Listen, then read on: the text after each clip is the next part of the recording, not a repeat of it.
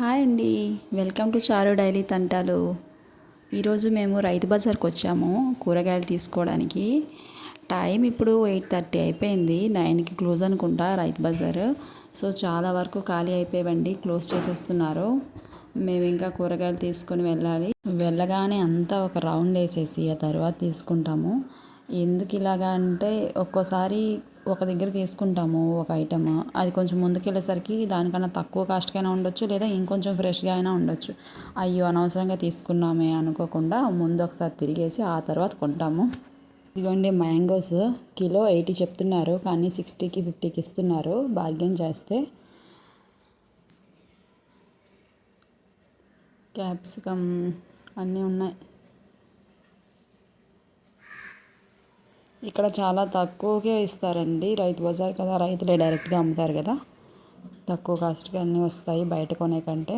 మేము వారానికి ఒకసారి వస్తాము రైతు బజార్కి, ఎవ్రీ సండే ఈవినింగ్ వస్తాము. అవి మాకు 1 వీక్ వస్తాయి కూరగాయలు. అలా ప్రతి వారం వచ్చి తీసుకువెళ్తాం ఇక్కడ నుంచి. ఇది మాకు ఒక 3-4 కిలోమీటర్స్ ఉంటుంది, దగ్గరలోనే ఉంది రైతు బజారు. వీడియో నచ్చినట్లయితే లైక్ చేయండి, షేర్ చేయండి, సబ్స్క్రైబ్ చేసుకోండి. చాలామంది లైక్ చేయట్లేదు, దయచేసి లైక్ చేయండి. అలా అయితే ఈ వీడియో మరి కొంతమందికి రీచ్ అవుతుంది. ఇంటికి వచ్చేసామండి. రైతు బజార్లో ఏమేమి తీసుకున్నామో అవన్నీ ఒక్కొక్కటి చూపిస్తాను చూడండి. మా ఇంటి కోసం తీసుకున్నవి జీడిపప్పు, వాల్నట్స్, పిస్తా, ఇంకా అంజీర్, కిస్మిస్,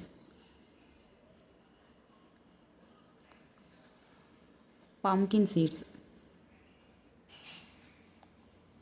డేట్స్, ఇవన్నీ కూడా మేము ఆ రైతు బజార్లో ఒక షాప్ ఉంటుంది, అక్కడే తీసుకుంటాం. అక్కడ బాగుంటాయి, క్వాలిటీ బాగుంటుంది, అక్కడే తీసుకుంటాము. ఫ్రూట్స్ కూడా అందులోనే తీసుకుంటాము. గ్రాసరీస్ ఒక్కటే రిలయన్స్కి వెళ్తాము, మిగతావన్నీ అక్కడే రైతు బజార్లోనే కవర్ చేసేస్తాము ఎన్నిసార్లు బయట తిరగకుండా.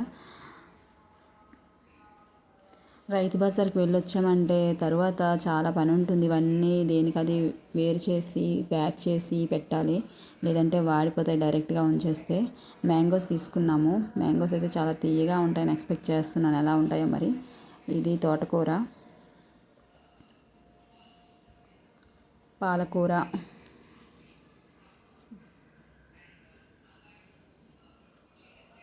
బెండకాయలు.